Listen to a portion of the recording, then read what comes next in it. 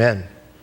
Last week we had talked about knowing who the enemy is, the world, the flesh, and the devil. And then we talked about having a strategy in order to battle. You need a strategy, you need the equipment, you need the right perspective in things.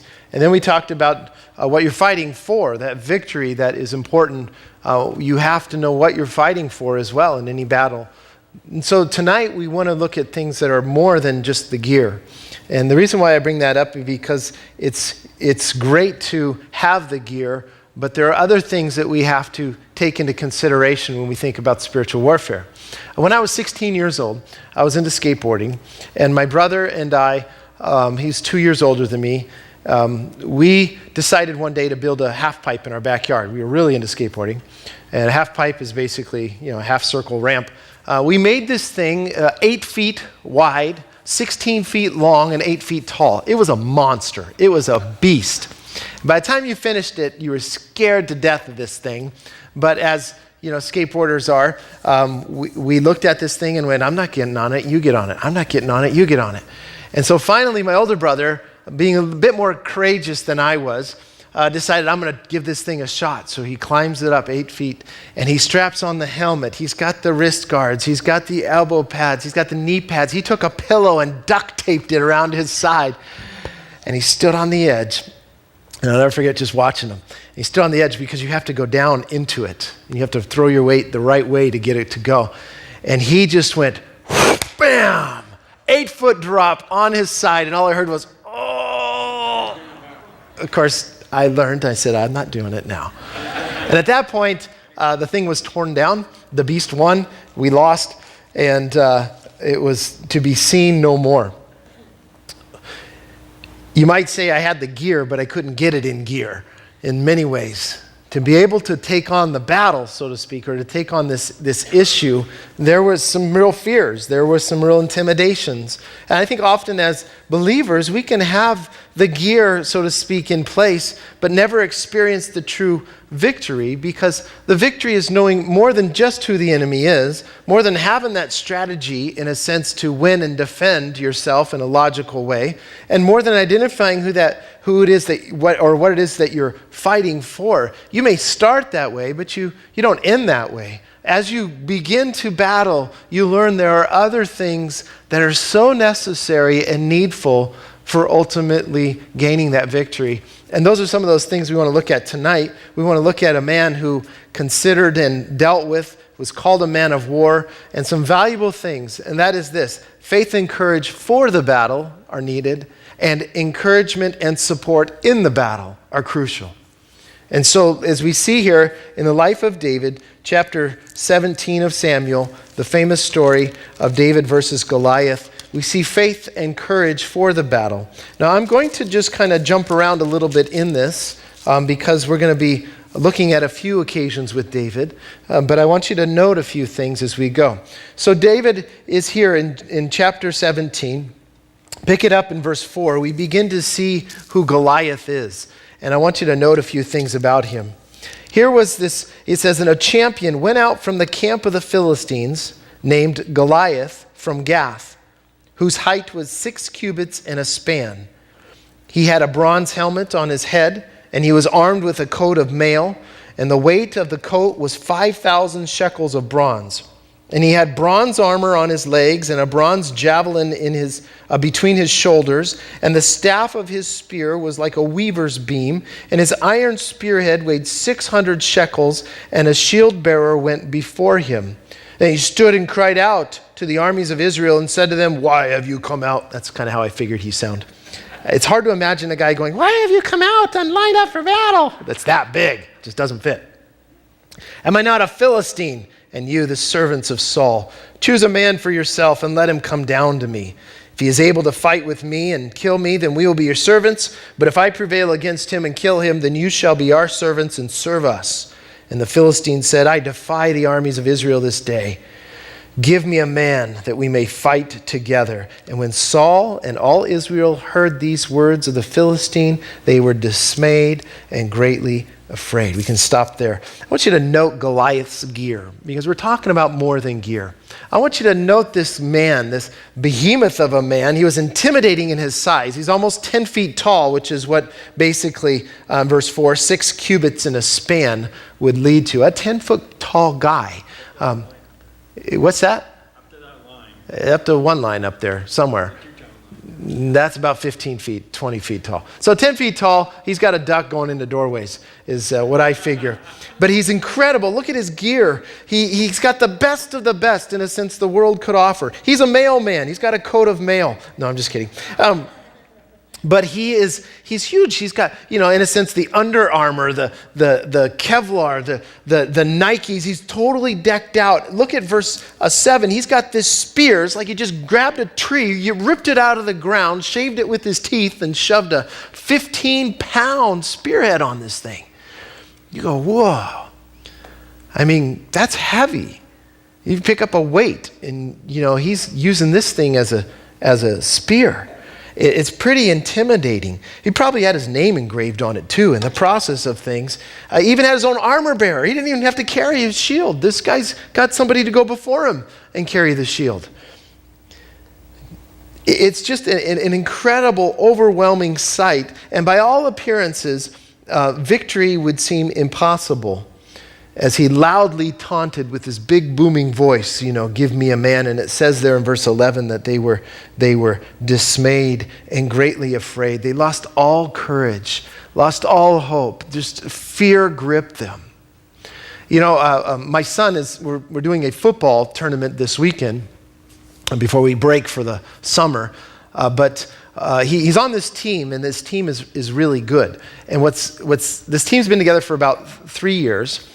And what's interesting about this team is every game they go to, they are the smallest in size, and they're the fewest in numbers. They only have 14 kids on their team. Everybody else has 22, maybe sometimes even 30. And the teams come out there, and they taunt them. They got their bling, their new uniforms. We don't have the fanciest uniforms. They got these new uniforms all decked out. They got the music going for their warm-up. They got banners to run through. This is the other team. And my son's team, as small as they are on a 25-game winning streak. No one stands. And they face an opponent on Saturday that can give them a run for their money, as the last one they lost to. But the point is it's just like a David and Goliath. Let them do the boasting. Let them do all they want. My son says, why do they do that? Because they're still going to lose. I said, I don't know. You can dance around all you want, but if you can't play the game right. And so it's just fascinating to see the correlation. Somewhat at this point, Goliath with all of his gear is such a fearful sight. But we know the end, right? The very thing that Goliath trusted in, his gear that he gloried in, that he loudly and proudly wore, would actually help to bring him down. How so? Verse 51, when he's on the ground, face down, it is his own sword that David pulls out from the sheath and says, Goliath, off with your head. Saw, saw, saw, you're done for. The thing that he trusted in the most became his downfall. The sword would pierce himself. What was David's gear? Well, look at verse 31, because I know that most of you know this account here. But if we look at David's gear, in verses 31, let me give you kind of a running start. In verse 31, as we run into it, he says, now when the words which David spoke were heard, he basically said, is there not a cause? I'll go out and fight this guy. No big deal. And he said, when the words which David spoke were heard, they reported them to Saul, and he sent for him. And David said to Saul, let no man's heart fail because of him. Your servant will go and fight with this Philistine. And Saul said to David, you are not able to go against this Philistine to fight with him, for you're a youth, and he a man of war from his youth. But David said to Saul, your servant used to keep his father's sheep, and when a lion or a bear came and took a lamb out of the flock, I went out after it, struck it, and delivered the lamb from its mouth. And when it arose against me, I caught it by its beard and struck it and killed it. Your servant has killed both a lion and bear, and this uncircumcised Philistine will be like one of them, seeing he has defied the armies of the living God. Moreover, David said, the Lord who delivered me from the paw of the lion and from the paw of the bear, he will deliver me from the hand of this Philistine. So Saul said to David, Oy vey, go and the Lord be with you. They just surrender. Oh man, kid, you try it. David has convinced this reluctant king to let him take on this giant of a man, Goliath. He has boldness, we see in verse 31 and 32. Though Saul only saw a boy that was unskilled, untrained, unqualified, he presents a past experience that spoke of his courage, of his ability. No one was there to cheer him on out in the field when he took on that lion and a bear. There was no reward at stake. All it was the life of a sheep that he loved, and yet he still took the battle. He didn't look at it and go, no, just one sheep. I got plenty. Let him have him. He went after him. It says in verse 35, if you'll note there, that he came and he caught it by its beard. I want you to think about that. When you think about a lion, that's a dangerous place to send your hands. It has you right there by the choppers, a beard by the mouth, one slip, and you're not just saving a sheep, you're offering dessert to this lion. Here's a couple fingers to chew on while you're smacking those things down. But here's David. He didn't come along and do the old Crocodile Dundee, hypnotize the thing. He didn't grab the cat and say, let me just put you to sleep and rub your belly. No, he caught it and he killed it. It was aggressive. It was harsh. And this was not just once in David's life, because there was a lion and a bear. Verse 36 tells us. But what does it take to win? It takes faith in God and a courage in the moment and knowing your God and watching him work even in the small battles. But listen, build the resume. And what I mean by that is the little battles lead to the bigger battles. When no one is watching, when there's no great reward at stake, you make the choice to say, I'm going to do what's right in God's eyes and choose to take on the battle in the power of the Lord. And here's the key, because one day it sets the stage for bigger battles. Oh, now David is in a battle where all eyes are watching, and the nation of Israel is what's at stake here, not just a little sheep. And so God prepares a man out in the field for the service that might be later. And so don't neglect the small things that God's doing. The victories in the little battles lead to the great defeat or great wins there in the big battles. So what gear did David take? Look at verse 38. We looked at Goliath's gear, quite intimidating. It really was incredible. In verse 38, so Saul clothed David with his armor, and he put a bronze helmet on his head, and he also clothed him with a coat of mail. Mailmen, very popular back then. David fastened his sword to his armor and tried to walk, for he had not tested them. And David said to Saul, I cannot walk in these, for I have not tested them. So David took them off. Then he took his staff in his hand, and he chose for himself 5 smooth stones from the brook, and put them in a shepherd's bag, in a pouch which he had, and his sling was in his hand, and he drew near the Philistine. I want you to look at a couple things here. Number one, in verse 38, it was Saul who clothed David with his armor. And I want you to note 2 things. It's a worldly, fleshly armor. And that kind of armor is never to be used in fighting God's battles. As has been said in the Lord, the end doesn't justify the means, because God is just as concerned with how we fight as to who we fight and what we are fighting this battle with. Why? Because his name is at stake. His glory is at stake, and the testimony is at stake, that he wants all men to come away knowing who he is, not who you are, precisely. And number 2, you might note that it's always a problem when someone else tries to clothe you with armor rather than let the Lord do it, because the worldly armor doesn't fit right for the child of God. Verse 39, there, David, from a natural view, this made sense. From a natural view, you would clothe a man before he goes out to battle with armor. Listen, it wasn't useless. He was just not used to it.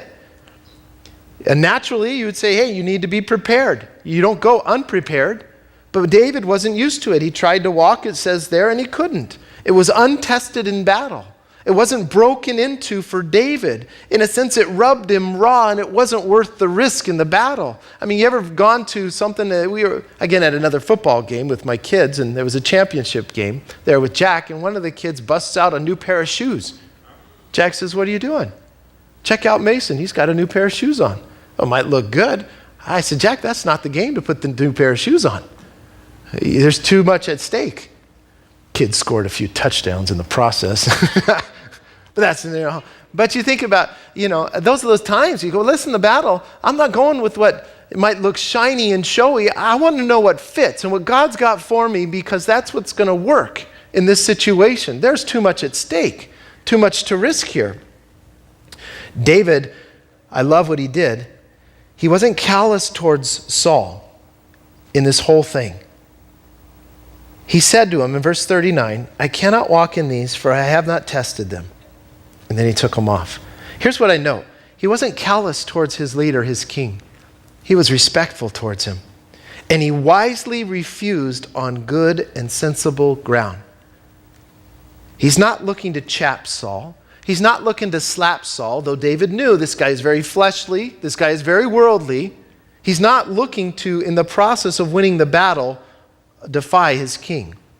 But what he does very wisely is that he held his tongue and he reasoned rightly to win Saul in the end. Sometimes we think the battle is just what's in front of us, what we can see. And the Lord says, time out.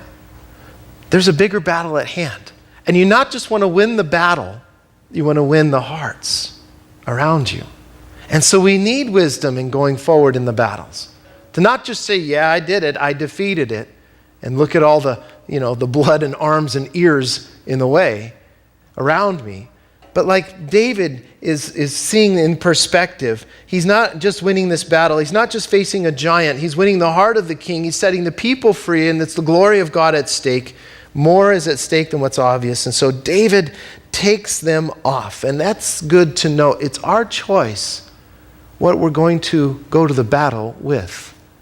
The armor of the world, or what God sees fit for us to take. Let me tell you this, and this is very important. Not everything that fits needs to be worn. When it comes to battling, not everything that fits needs to be worn. Let me tell you, quite frankly, there are some outfits and some clothing things that though they fit, they don't need to be worn. Speedos should be just outlawed and criminal. I tell you, it may fit, but it don't need to be worn. They got this new thing out called rompers for men. Woo, scariness. It may fit, but by golly, I don't think that ever needs to be worn. And there are some things in your battle towards gaining a victory that you go, yeah, that might fit right. But is it needful? Is it useful? Is it something that the Lord wants you equipped with? As you face the battle, it may be something very worldly. And though the armor of the world may fit, it wasn't useful for David and what was before him. It may have great show. It may have great shine to it. It may get some people excited in the flesh. They would look at this David and they would go, wow, check him out, man. He's got like the GQ Saul look going on there. That's pretty sweet. I bet, man, that's shiny. Wow, I bet he can do it now. Look at the armor. Man, if I had that armor, I'd be feeling pretty sweet too. It's fleshly. It's not what God intended. The battle before us is not a fashion show, you might say, as David so clearly puts it. It's not about the show and the shine that you put on display, because when you get into the battle, it's dirty, it's messy, it's bloody, you get cut up, you get hurt, bruised, beaten down, in order to gain victory. You go in there with the nicest threads and the showiest of stuff, guess what? People could care less. It's a battle. It's a battle. The armor, King Saul, is reserved for the courts and the palaces and the parades. Let it shine there, but not out in the battle. When it's me and the enemy, I need what God wants to give me. And yet it is a greater picture at stake, because ultimately David becomes a type of Christ who takes on the enemy. And if I could remind you in Philippians chapter 2 that he laid aside the glory in heaven, the robes of heaven, and he came into our world a very humble man. He came into our world like us, clothed in a sense on with what we are. And there, as he hung upon the cross, I might add that he was hanging there in a sense in his underwear. He was hanging there, being humiliated. His robe was being gambled for. In his hand were what? Nails, not a spear. They were running through him. He wasn't holding it. On his head was not a helmet to defend himself, but a crown of thorns as he laid on that wood. There he was. A sword was shoved through him, not to the others, but he won. And in humility, he triumphed over humanity's brutal and cruel and bold and sinful ways. Jesus won the battle, ultimately. And one day, well, right now, he's sitting in heaven clothed in glory. But one day he's coming back, and you'll look at the picture in Revelation, and you go, wow, that is not the same one who left this earth in humility. And now he comes in incredible power, more than Goliath ever had. But look at verse 40. Well, David took what he knew that worked. There he took his staff, which was the authority. It's what we lean on in the battle, the authority of God. He took 5 smooth stones, and those 5 smooth stones, I believe, one in one hand, it was for Goliath. The other 4 were for his brothers. 2 Samuel 21:22, he had 4 other brothers that were giants that were defeated by some of David's men. And I love this because he didn't know if there would be retribution. On one hand, David wasn't foolish, saying there's only one stone I need because there's one guy. If that stone doesn't hit him, I got backup. On the other hand, he was ready for whatever God had in mind. He put them in his shepherd's bag so he could easily get to him within reach. With a sling in hand, he's ready to go to battle, and he draws near to the Philistine out to battle. You see, it's important to note, to see what not to take as it is what do take, what to do take, if that makes sense. It's important to know, I don't want that armor that Saul has. Okay, I'm going to take something. Your gear has to be what God gives, not the world. And David knew that God, I believe David knew God would win. But listen, he also knew that he may lose his life in the process. Why do I say that? Because everything David took with him was offensive, not defensive. That's a sobering thought to think about. He did not have any shield. He had a staff, and he had a sling and stones. What was he thinking? What are you doing? What if you miss? All you can do is run. That's how we think. I think he went, you know what? God is going to win this battle, but I may lose my life in the process. How much greater the one who came for our sin, who said, we're going to win this battle, but he lost his life in the process, that he might save all. It's a great picture to connect. The victory is ours. And so we go forward. We go forward with the Lord. The battle is the Lord. You need faith. You need courage. Verse 41, as he says there, so the Philistines came and began drawing near to David, and the man who bore the shield went before him. Poor guy. And when the Philistine looked about and saw David, he disdained him, for he was only a youth, ruddy and good looking. So the Philistine said to David, am I a dog that you come to me with sticks? The Philistine cursed David by his gods. The Philistine said to David, come to me and I will give your flesh to the birds of the air and the beasts of the field. And David said to the Philistine, you come to me with a sword, with a spear, with a javelin, but I come to you in the name of the Lord of hosts, the God of the armies of Israel, whom you have defied. This day the Lord will deliver you into my hand, and I will strike you and take your head from you. And this day I will give the carcasses of the camp of the Philistine to the birds of the air and the wild beasts of the earth, that all the earth may know that there is a God in Israel. Then all this assembly shall know that the Lord does not save with the sword or spear, for the battle is the Lord's, and he will give you into our hands. Now, I want to tell you this, that I think at this point, here is David. He's geared up in a godly way, and he's going forward in faith, and you see this incredible boldness. He's got godly reasoning in verse 45. He's standing on a godly goal in verse 46, and he wants everybody to note in the end that it is the battle belongs to the Lord. As I read through this, it charges you to go, dude, you are rolling, man. You are just saying, hey, you know what? You're nothing. You're going down. Like now. It's like, wow, this kid's got some courage that comes from the faith that he had in the Lord. And once faith is activated, then the feet follow in verse 48. So it was when the Philistine arose and came and drew near to meet David that David did what? Hurried and ran toward the army. That's serious. That's conviction. That's a man that says, I'm not shrinking back in fear and waiting for him. No, he said what he said, I said what I've said, and it's game on, and we're fighting. And so I am running to this. I'm running into this because he knows the victory and the battle belongs to the Lord. There's nothing to fear. And as he ran into it, ultimately, the enemy starts to run away after he's been defeated. We run in faith, they run in fear. In verse 49, as it closes out, then David put his hand in his bag, took out a stone, and he slung it and struck the Philistine in his forehead so that the stone sank into his forehead and he fell on his face to the earth. Now, I don't know, David could have just closed his eyes and went, wing, and that stone would have went, whoa, pop, like a missile exploding out the back of his head or something. It took him down, and the enemy fell face down. You would think with that much impact, maybe knock you backwards. Fell face down. David comes along then, takes out his sword, and in a very gruesome and bloody way, cuts off his head from the neck forward. Therefore David ran and stood over, verse 51, because he had no sword. He ran and stood over the Philistine, took his sword and drew it out of the sheath and killed him and cut off his head with it. And when the Philistines saw that their champion was dead, they fled. What a great account.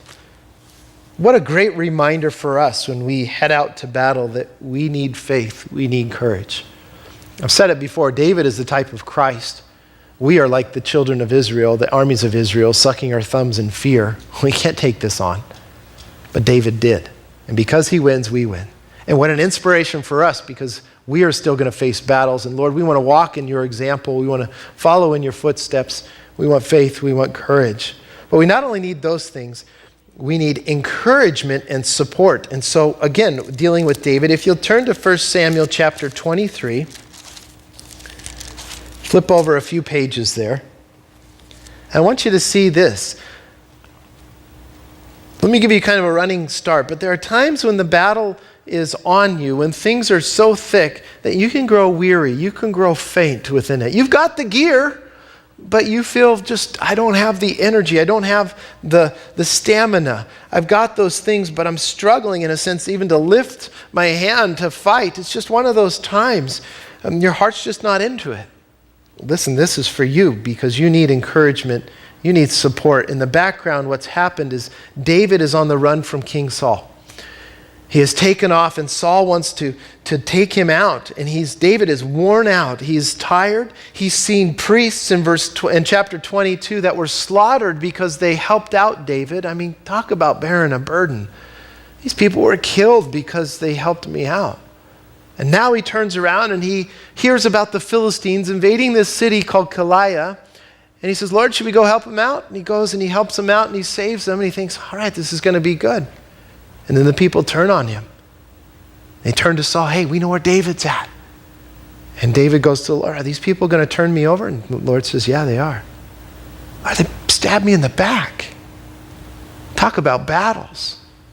On one hand, I got people dying because of decisions that I've made, and that's a heavy weight to bear. On the other hand, I've got people that want to stab me in the back, and they don't appreciate those things that have been done. And so these things are just weighing and weighing on David. He is incredibly discouraged. He's in need of some good news and encouragement and perspective.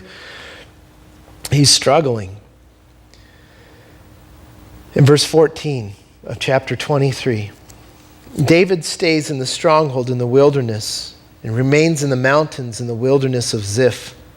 Saul sought him every day, but God did not deliver him into his hand. So David saw that Saul had come out to seek his life, and David was in the wilderness of Ziph in a forest. Who's in control here?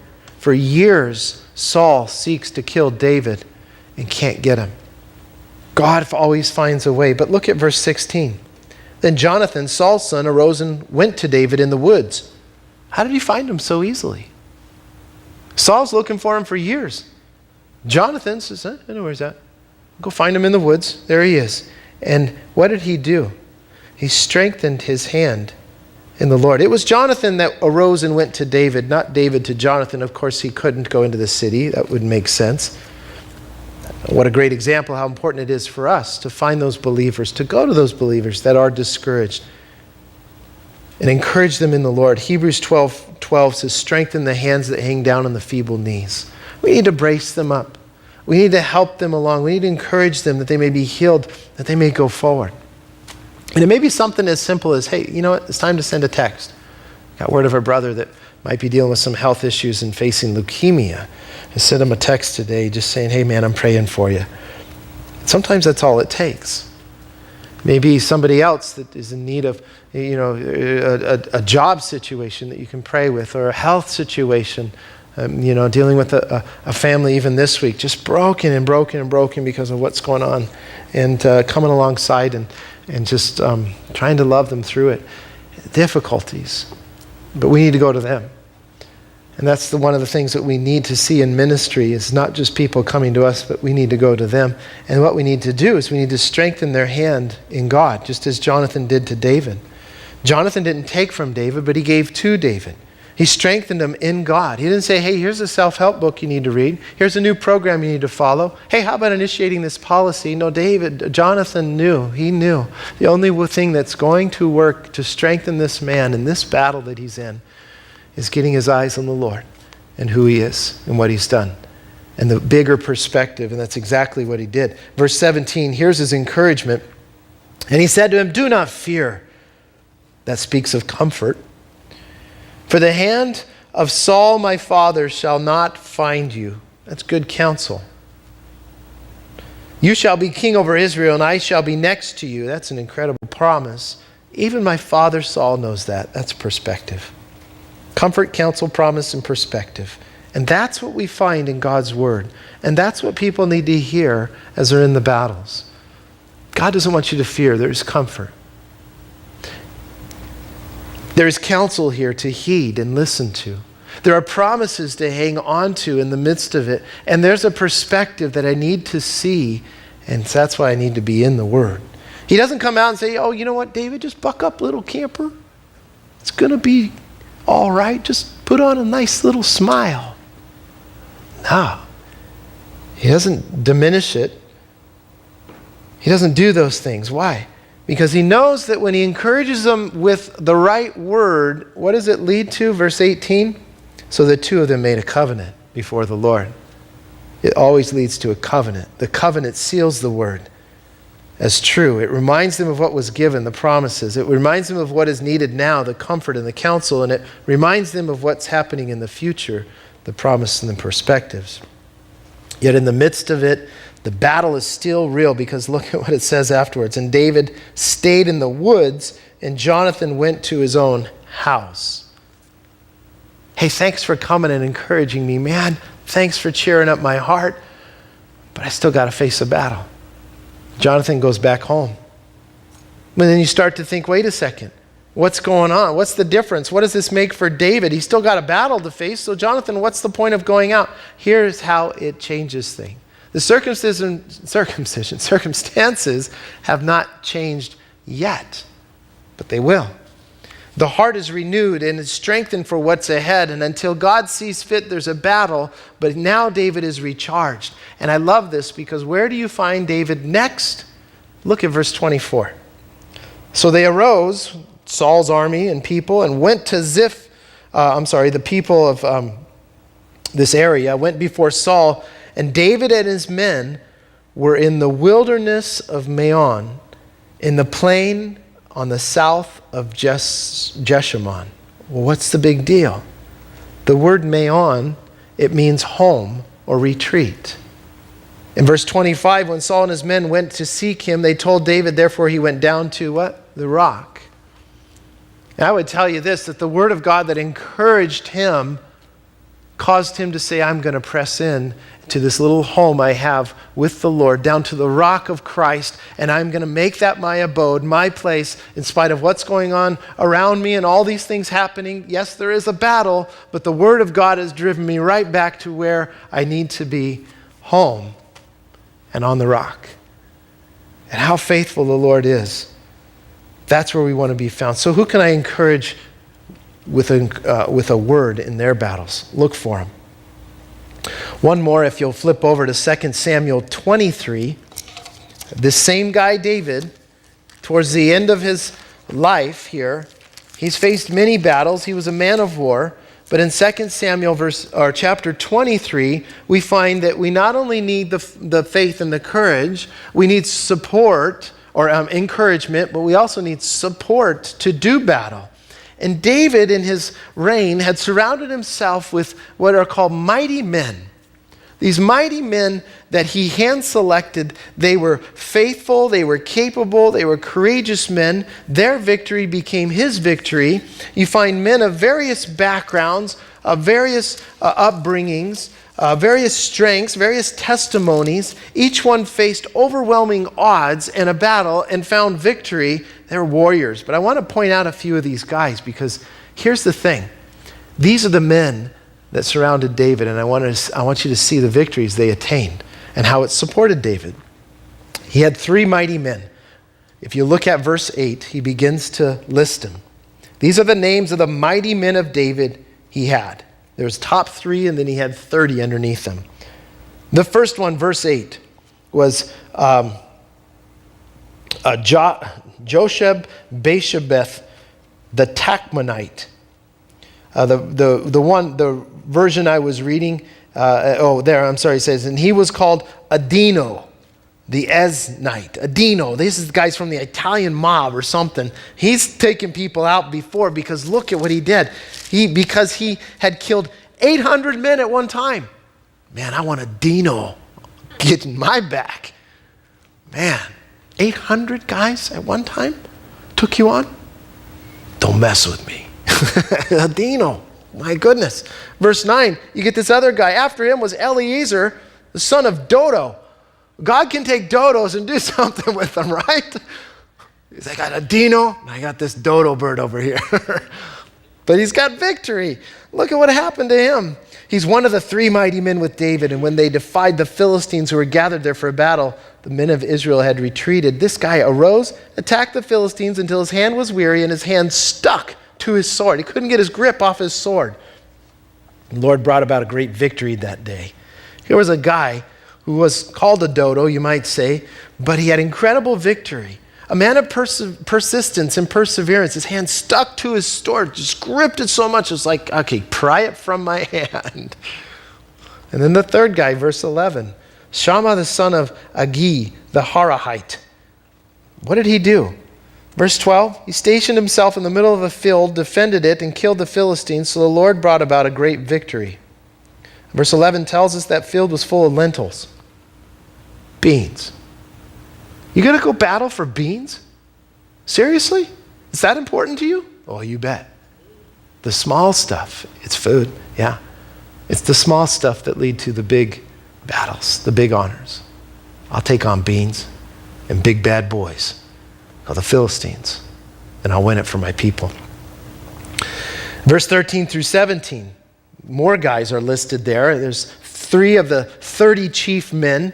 These guys go actually, they're willing to break through the Philistine lines to get to Bethlehem's well. And because David says, oh man, I sure would like that home filtered water. Boy, that's tasty stuff. That spring is so good. And these guys go, you got it, man. It's no big deal. I'll take on Philistines. I'll get my king a cup of water. And it was just like, wow, what loyalty and what love these guys had for David. It's a really mighty thing. He lists in verse 18, or it goes on and he lists 30 mighty men. You see a guy in verse 18, notice Abishai. He killed 300 men with a spear. That's a serious thing. Verse 20, Benaniah. There is a guy who killed two lion-like heroes of Moab. What is a lion-like hero? The guy got fangs and a big mane? I don't know. Tail? The guy looks like a lion. I've seen guys look like bears, But this guy looks like a lion? And he killed 2 of them. Not just 1 of them, 2 of them. And then he went down and he killed a lion in a pit on a snowy day. Now, if you've ever been in, try to roll something up or tackle somebody out in the snow, you lose your footing. And so taking on a lion in the snow is like, I got 2 enemies, the snow and the lion. But he took out a lion on a snowy day. I don't know what he did with the lion, but that's a serious feat. I'll have to ask him when I get to heaven. But here's a guy who not only did that, then he killed an Egyptian with his own spear. I'm going to wrestle it out of your hands and shove it through you. And I'm like, gee, he's only one of the 30? Guy should have been promoted to one of the 3. I'll take a lion. I'll take an Egyptian. I'll take a guy that looks like a lion. Anything. Take him down and out. Yikes. Verse 24 through 39 lists these other men. And what's fascinating is some are from Bethlehem, David's hometown. Others, there's one from the tribe of Benjamin. And who was from the tribe of Benjamin? King Saul. If anybody wanted to take out David and save his tribe, it maybe would have been this man. These guys are from small towns, large towns, all over Israel. But here's the point. Who do you surround yourself with when you know you're going to face battles? You want people who are courageous, who are faithful, who are committed, who know the Lord, who have won a few battles along the way. Men who care and who are willing to serve even in the small things. You learn from them because there's wisdom in their experience. They've matured. They're men who care for you and want to see the best of the Lord in you. Men who believe and are not swayed by rumors that come about. Do you have such friends? Do you have such people? You see, not everyone fit a mold. Outwardly, there was no mold except that you had experienced battles along the way. You have a few scars in the process, but inwardly, I think every single one of these guys had a reflection of Jesus, and that drew David to these guys. It was the strength of the Lord within them. I call them the GYB peeps. You'll see what I'm talking about. 2 Samuel chapter 10, and we close out with this one. 2 Samuel chapter 10, 9 through 14. You'll understand what I mean by GYB. Chapter 10, verse 9 through 14, and we'll close. And when Joab is facing these people of Ammon, he's facing these Syrians.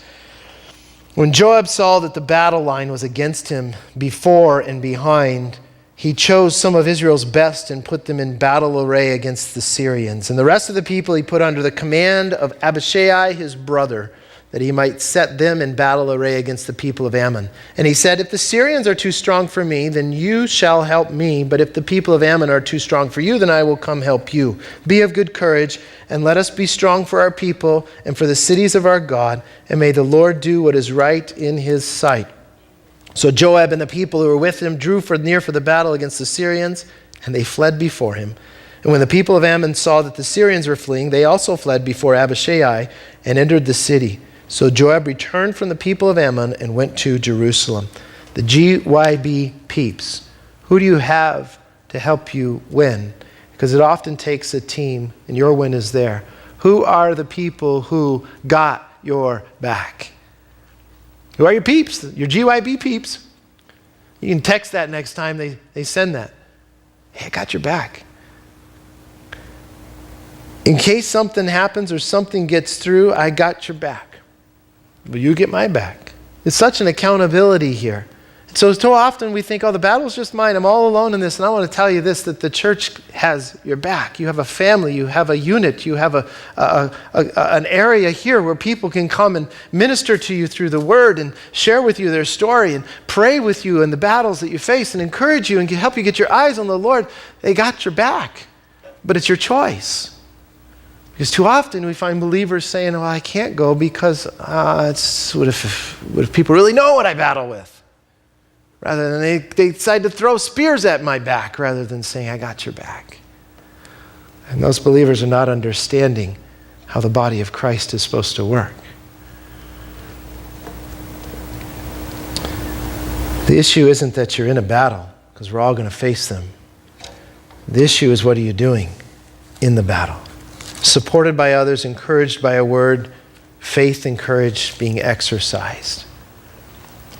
Jesus even in the garden, pulled 3 guys. And it says, hey, get my back. Watch and pray with me. Those guys fell asleep. Shed great drops of blood. What a bunch of failures, you might say. But what I love about the heart of Jesus is that when he rose again, he said to even those 3 guys who failed him, I still got your back. Hey, why don't you meet me in Galilee? I'm not going to condemn you. I'm not going to curse you. I want to bless you. You're going to see me. I'm alive.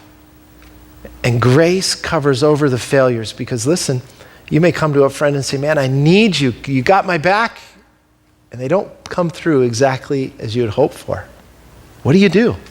I ain't getting your back ever again. No. The heart of Jesus says, hey, he's risen again. And I can have grace for people in their failures because ultimately God is going to use them and even that situation to bring glory to his name. I think we have to consider those things, how powerful grace is.